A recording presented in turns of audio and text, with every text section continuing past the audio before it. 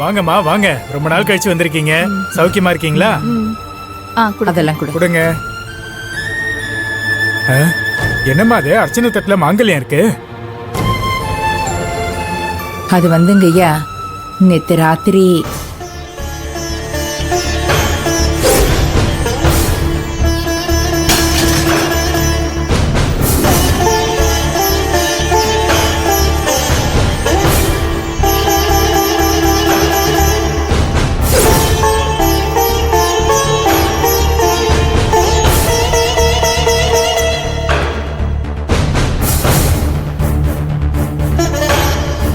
நடந்தது நினைச்சு என் மருமக ரொம்ப பயந்து இருக்கா.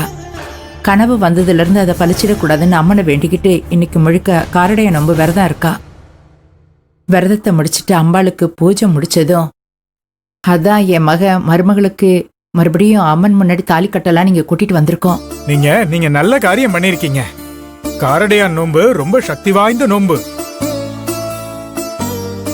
அதை நேர்த்தியா பண்ணி முடிச்சாலே அந்த அம்மன் அவளோட குழந்தைகளுக்கு எந்த அசம்பாவிதமும் நடக்காம பாத்துக்குவா.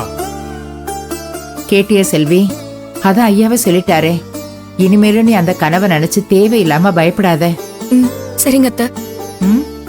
ஆமாமா, அத பத்தி ஒன்னும் பயப்படாதீங்க. அம்மன் பாதத்துல மாங்கல்யத்தை வச்சு பூஜை பண்ணி கட்டினா உங்க புருஷனுக்கு எந்த பாதிப்பும் வராது.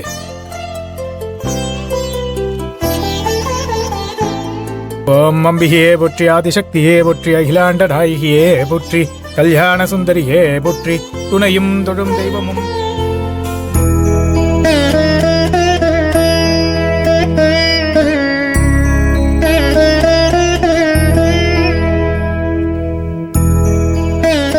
அம்மா தாயே, நானும் வேலும் மனசளவுல கூட இது வரைக்கும் யாருக்கும் எந்த துரோகமும் நினைச்சது கிடையாது. ஆனா நேத்து வந்து கனவை நினைச்சு அவருக்கு ஏதாவது ஆயிடுமோன்னு எனக்கு பயமா இருக்கு.